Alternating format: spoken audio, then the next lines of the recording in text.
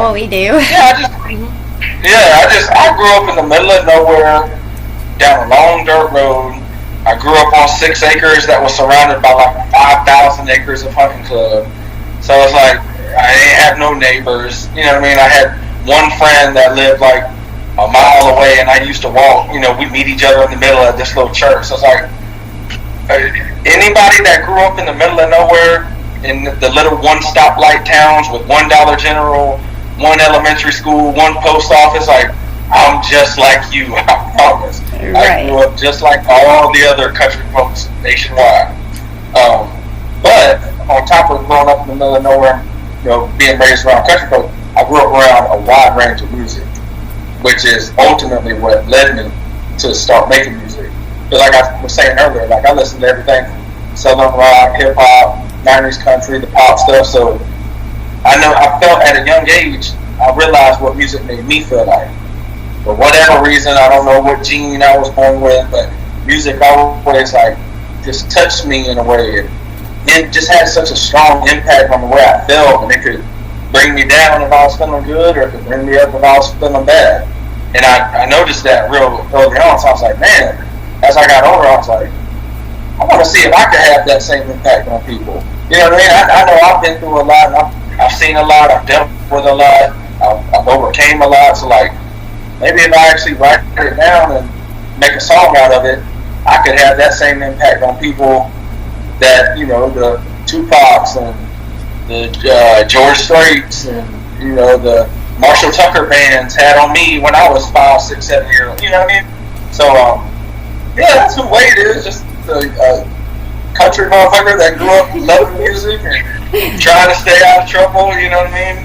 Did a couple mistakes along the way, but overcame them. I didn't let it stop me. It slowed me down, but it didn't stop me. And by the grace of God, I, you know, released some songs, and I guess some people connected with it and worked up a fan base, and here we are today, traveling the country, doing what we love. You know, it happens fast. I ain't gonna lie. It's like one day you're just like stumbling around trying to figure it out. Next thing you know, you're like, damn, man, we just played to 3,000 people last night in Texas. You know what I mean? Like, you have those, like, you're on this plane, like, damn, I'm coming home from Texas performing in front of 3,000 people. And, like, just 5 years ago, I was just, like, bouncing around trying to figure it out. You know what I mean? Right. So, I'm thankful, though, that's for damn sure. Definitely thankful.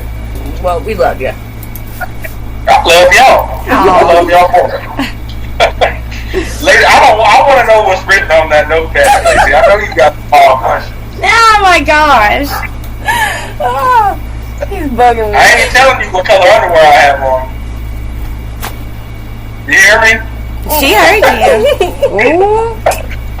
I think wasn't that you I was talking to when I was like, I was trying to get a feel of like what y'all do and like what type of show it is, because I told you like in the past I done got caught up in some wild ass interviews where like, what would you rather, you know, just like sexual questions and stuff. It's like, hold on now, like. I know well, she was telling me about it, and she was like, "Well, what's the other site?" So I was like, naming stuff off. I was like, I swear to God, I'm legit. I promise. Like, I don't run around in my underwear and bra for you. I mean, I just don't do that. So I'm professional.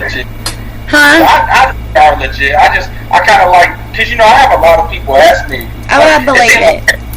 Everybody with a Facebook page or a cell phone, they're like, hey, come interview. And then I've gotten into some of these interviews and you find out that it's just like this random person that just wanted to talk to you and have some one-on-one time. It's like, man, you don't even have like a legit thing going on. You just wanted to like pop up and do a live and be like pry into my personal life. It's like, oh, okay. Right. So when I got into, I've witnessed a couple of those. So like now moving forward, I'm always like, so how long y'all actually did a thing? You know what I mean? But I was joking with Lacey. I was like, y'all ain't gonna ask me what color underwear I got on. I'm not crazy, right? I mean, we might. Good. No. Well, sorry, you're breaking up.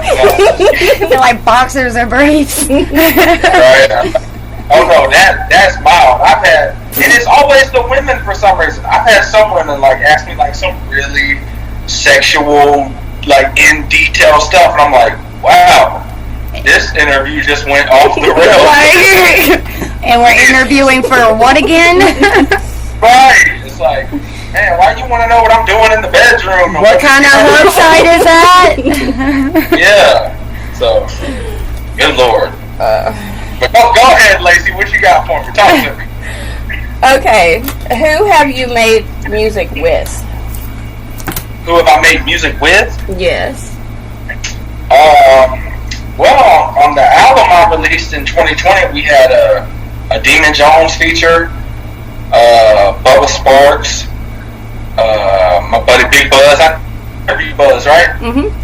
I actually I was gonna start doing a documentary for those two, but they're a nutcase, so we're kind of putting everything to the side for right now. I love Big Buzz and love them, but that's kind of got to go to the side till we actually have like a lot of energy, because I don't have that much. Right. I don't have that much energy in me no more. I'm getting old. Yeah, no, I got a lot of love for Buzz. He's a good dude. He's a good dude. But yeah, I mean, them three, honestly, I really don't do that many features. I mean, there's really no reason in particular. I'm the type of artist where I'm just like in my own bubble. You know what I mean? I kind of stick to myself, and if the opportunity like organically presents itself, at a show or something, they're like, hey man, send me a song, I'd like to jump on it, or they send me something, and yeah, I will do it. But I just don't really go around chasing artists, asking for favors. You know what I mean? I don't know why. I just kind of always been the type to stick to myself and make the music I like. And if somebody does happen to want to pop in and get on a song with me, then we'll do it. But if not, it ain't gonna hurt my feelings either way. You know what I mean? So Right. I say all that to say I don't really have many features. There's only like a couple people I've done songs with. We get to meet Bubba Sparks in December. We're actually really excited about that. We're doing a show coverage for Cornbread Woods Gang, and they're actually doing a show with Bubba Sparks in Colorado. So we actually get to do a lot of media coverage for that show, so we're really excited about that one. Yeah, y'all might need therapy after y'all meet Bubba. Probably, but I'm just kidding. I don't know. Some of the artists that we have met, I mean, you need like a 2 or 3 bottles after you meet them, but we do pretty good. Right. So. Now, Bubba, he's a good dude. He's been in this game for so long. It's just he's one of them guys. Like whenever I met him, the first time I met him, I was like, damn, this is crazy. I'm meeting this dude that I grew up listening to, and then a second or third time, it's just like, hey, he's just a regular dude. You know what I mean? Like, right. Cool dad, got crazy stories because he's been in this game for, probably 20 years now? It's coming up on 20 years, you know what I mean? First album was 2001, so it's like, dude been around for a long time. So I like just talking to them older cats that's been around, like, man, what was this like? Or like, that one tour you went on, like, how was that? Like, tell me a crazy story. You know what I mean? Like, I'm almost like a fan, so. Now he's a good dude. I'm sure y'all enjoy whatever y'all got going on with him in December. Y'all enjoy it. It'll be fun, for sure. How would you describe the music that you typically create? Honestly, like, I hate to say it because I never want nobody to like take it the wrong way or feel like I'm being like, I don't think I'm better than anybody, but I don't really even consider myself country rap. Like, I've got some songs that have like a country rap vibe, but I really just go in and make stuff that feels good and that I personally like. I'm kind of selfish when I make my music. I want something that feels good to me, and I know if it feels good to me, then I'll have confidence in releasing it, and hopefully somebody else will appreciate it. But I really don't go in trying to make a certain style, or people think I'm country rap, so I need to make something that sounds like this.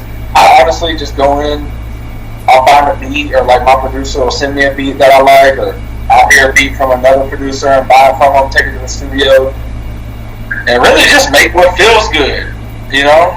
I guess because where I come from and my musical influences growing up and the type of people that I grew up around, I guess that ultimately leads me to make something that people would feel as country rap. But I really just try to make something that feels good to me and represents me and the people that I grew up around. If that makes sense. Oh yeah.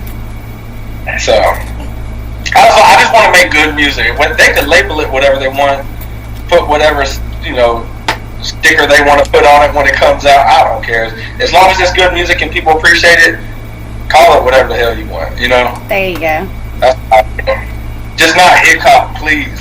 Anyone listening out there, I'm not hip hop. You are not the first person that told us that. Our interview. That might be the worst. I don't know who came up with that term, but I want to fight them. Because that is ridiculous. My money's on Wave. Yeah, my money's on you on that one. I hate that. My first country rap song, I say country rap. I released a song. Y'all know the Marshall Tucker Band, right? Mm-hmm. Like one of their biggest hits, Can't You See? Mm-hmm. Can't You See? Yeah. So I sampled that and released the song, and I was rapping on it and singing and stuff, and it did have a country feel. And I put it out, and this dude was like, "Oh man, you doing hip hop now?" And I was like, "What did you just say?" Like, I'm doing what? And he was like, "Yeah, that's hip hop." And I was like, "Bro, I don't know who hip hop is or what that is, but whatever I just released, it ain't that. Like, please don't call it that." Right. And then I kept going on, and I heard it more and more, and I was like, "Damn, this is like a real thing. Like, people really label a genre of hip hop. They named it hip hop." And I was like, "Man, please leave me out of that conversation, because that shit just sounds corny." Be like, bruh, not a good one. Yeah, and I can even live with, like, country rap. Country rap even sounds a little weird to me, because it's really, I'm just a motherfucker from the country that knows how to rap and knows how to make a hip hop song, a good song. Right. So it's like, even when we're like country rap, it's like, it's a little easier to take in than fucking hip hop. But like,